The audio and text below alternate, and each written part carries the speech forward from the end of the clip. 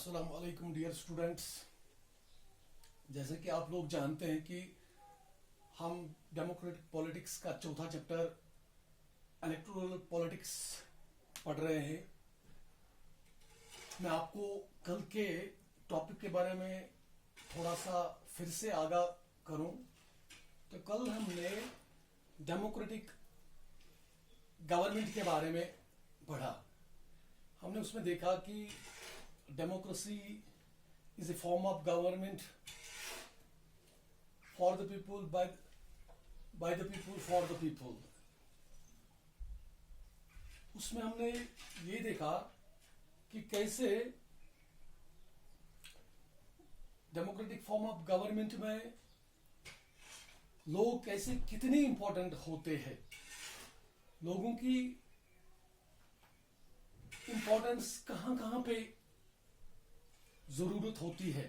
उसमें हमने कल देखा कि लोग जो ओपिनियन रख लेते हैं गवर्नमेंट के आगे, उसको गवर्नमेंट को मानना पड़ता है, क्योंकि कोई भी गवर्नमेंट एक बार पावर में नहीं रहना चाहती, वो बार बार पावर में आना चाहती है। इसलिए उनको they have to work for the welfare of the general public. उनको उन पब्लिक के इंटरेस्ट्स का ख्याल रखना पड़ता है। तो आज हम इसी टॉपिक को, इलेक्टोरल पॉलिटिक्स को आगे लेके चलेंगे। आज हम स्टेप्स इन इलेक्शन प्रोसेस के बारे में जानेंगे। जहां तक इलेक्शंस का सवाल है, इलेक्शंस कंडक्ट करती है इलेक्शन कमीशन। तो this process involves so many steps. उनमें से सबसे पहला वाला स्टेप जो है वो है announcement of the election dates. जब अगर हम हिंदुस्तान की बात करें कि जैसे कि यहाँ पे जनरल इलेक्शंस हर 5 साल के बाद होते हैं, तो जब 5 साल करीब होने को आते हैं तो इलेक्शन कमीशन जो है ये इलेक्शंस के डेट्स अनाउंस कर लेती है। तो इस तरह से इलेक्शन का जो प्रोसेस जो है ये शुरू हो जाता है। हर कोई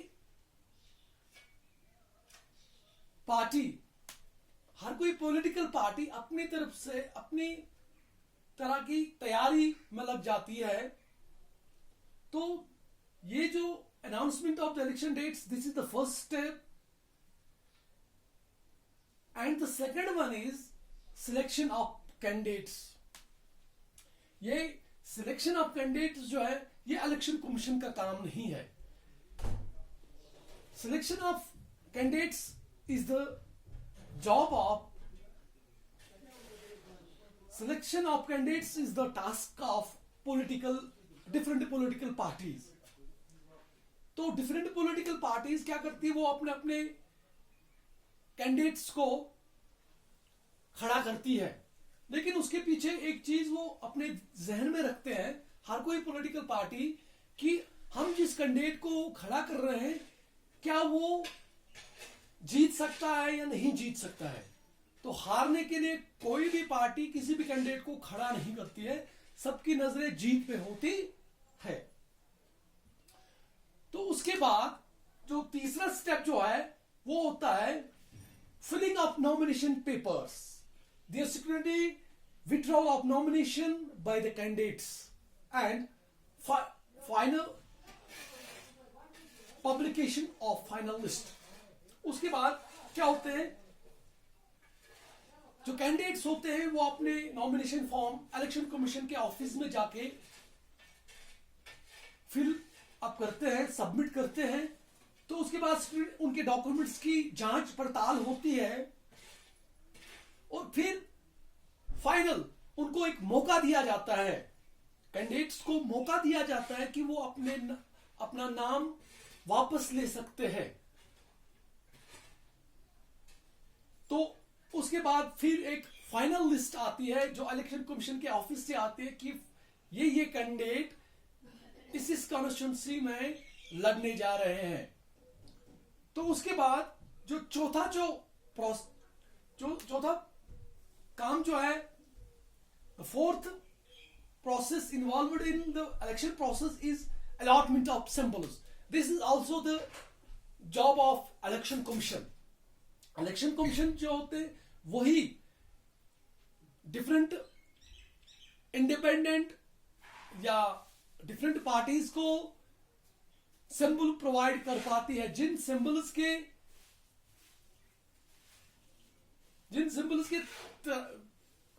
के ऊपर लोग उनको जानते हैं। जैसे यहां पर मैं आपको एक चीज याद दिला दूं कि जो नेशनल पॉलिटिकल पार्टीज होती है उनके सिंबल जो होते हैं वो परमानेंट होते हैं, वो चेंज नहीं होते।